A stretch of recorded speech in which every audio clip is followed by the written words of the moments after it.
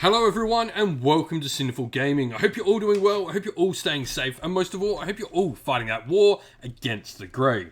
Today's video we're going to talk getting started with Warhammer Age of Sigmar Warcry, and today we're going to take a look at the Nighthaunt, the spooky boys from the Mortal Realms. Now in this video we're going to talk about how Nighthaunt sort of work on the tabletop, what they provide in a game of Warcry. We'll then take a look at a couple of units we recommend to grab to start out your Nighthaunt collection for Warcry with.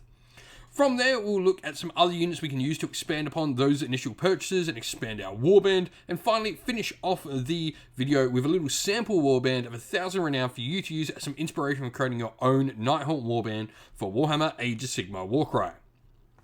So, before we get into the video proper, it is worth mentioning that the Warcry core rules and rules for this warband, and indeed plenty of other warbands, can be downloaded from warhammercommunity.com for free. Simply go to the download section of the website, go to the Warcry header, and you can get all the rules for free. Fantastic. Now, a force of Nighthaunt is a force that plays really well when you have groups of fighters working together. Generally, you'll have some abilities where you can target enemy fighters with particular abilities that will allow your other fighters then to pile in and get bonuses against the enemy fighter that you target with these particular abilities.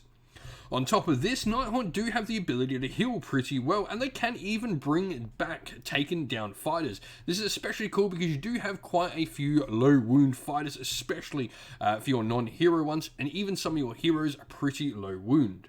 You've got a cool reaction as well. This allows you to move pretty much up or down a platform level when an enemy moves into contact. If an enemy moves into contact, you can stay the same distance away from them, but move up or down a platform, which is pretty cool. This allows you, to get out of engagement range or get some benefits like higher ground for your fighter.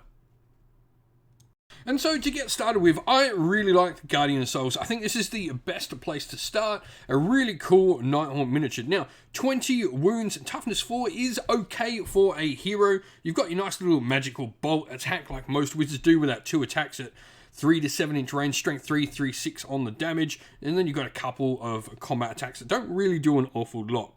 You've got the Mystic Rune Mark though, which is really nice. It allows you to use Unholy Light, where you remove up to D3 damage points allocated to each friendly fighter within 6 inches of this fighter. You roll for each fighter as you do this. Alongside this model, Chain Rasp Horde are definitely where I would go to begin with. Pretty average fighters, 8 wounds and toughness 4, 3 attacks at strength 3, 1, 2 on the damage. They're nothing to write home about at all. However, they do have a cool ability called Chilling Horde for a double. A fighter can only use this ability if there is a visible friendly fighter with the minion rune mark within 3 inches of them as well. This can only be used, to begin with a minion rune mark. So a Chain Rasp with another Chain Rasp near them. Until the end of this fighter's activation, you add 1 to the strength and attacks characteristics of attack actions made by that fighter. So this is just allowing you to use doubles to get more attacks in with those Chain Rasps. So they work really nice in a group. Definitely wanting to take like 3 or 4 of them working together.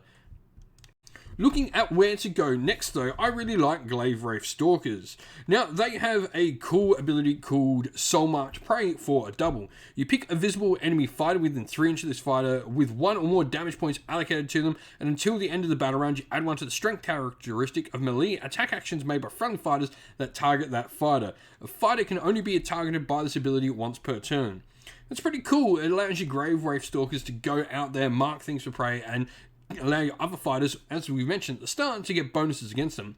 They've got 10 wounds and toughness 4, so they're okay for a little minion, especially for 90 renown. That's not too shabby. 3 attacks, strength 3, 1, 3 on the damage, and a 2 inch range. So they're not too bad when you consider the points they are costing you. Now, looking into our more elite troops, Dreadscythe Harridans are the first one I want to look at. They are 10 wounds, toughness 4, and 5 attacks at strength 3, 1, 3 on the damage. Their big thing they've got for them is a cool ability called Harrowing Shriek, where you pick an enemy fighter within a number of inches of this fighter equal to the value of this ability, and then until at the end of the round, you roll a dice on a 3+, and until the end of the battle round, if you manage to get that 3+, that fighter cannot make move or disengage actions. Really good in combination with things like your Chain Rasp Horde and your Glaive Wraith Stalkers, making sure using this to sort of trap your opponent in place and then target them with those abilities like Chilling Horde and like Soul Marked Prey. Now, if you're looking for something a little bit more combative, you can definitely go for Grimgust Reapers. They have a quad called Reap Like Corn, which just allows them to deal the amount of damage equal to the value of the quad to all fighters within 3 inches of them. So pretty solid damage dealing potential there for them. And, you know, they've got 10 wounds, toughness 4, 3 attacks at strength 4, 1/4 on the damage as well, which is pretty cool stuff. Now lastly, the Spirit Torment for me is another great shout of a fighter. They've got the quad called Captured Soul Energy, where a fighter can only use ability if an enemy fighter has been taken down by an attack action made by them this activation, so Spirit Torment will want to make some attacks. Remove a number of damage points from all visible friendly fighters within 6 inches of this fighter up to the value of this ability. So if this can go in, kill something, it can do a ton of damage. Spirit Torment's not too shabby in combat. Toughness 4, 25 wounds, 2 attacks at strength 5, 3/5 on the damage. You sort of hold him back, do your damage with smaller things, then go in and then heal a bunch of your fighters. Now this is the sample warband we've put together. We've got the Spirit Torment, who is going to be our champion. You generally want to put your toughest hero as your champion. The Guardian of Souls for me, yes, he can do his healing a lot easier. He's probably going to be in the backfield, but I think the Spirit Torment gives that a little bit more survivability, and also he's only going to be seeing combat when you're already taken down some enemy fighters, when you're already dealing damage to things, so he should be pretty a-okay to go in and, you know, not get hurt too badly. Obviously, we've got the Guardian of Souls there, so this is a good lot of healing. This is going to allow us to bring back fighters and heal, which is especially important. We've got 4 Chain Rasp Horde in the Warband as well. 2 Glaive Wraith Stalkers, great for just allowing us to sort of spread those soul-marked prey abilities. And then a Dreadscythe Harridan, which I think just combines really well, being able to stick something into position and then use your other abilities on it. 107 wounds is pretty light in all honesty. Nighthaunt generally will be light on wounds in Warcry, though 9 activations is smack bang in that sort of average. 995 points out of 1,000 is pretty well spent. If you've been playing with Nighthaunt in Warcry, let us know how you've been going and what you would do down in the comments below. And so that is the end of the video. Thank you all for watching. We hope you enjoyed it. If you did, please don't forget to leave a like and subscribe to the channel. And while you're at it, why not come join our Discord server as well, which you can find linked in the video's description.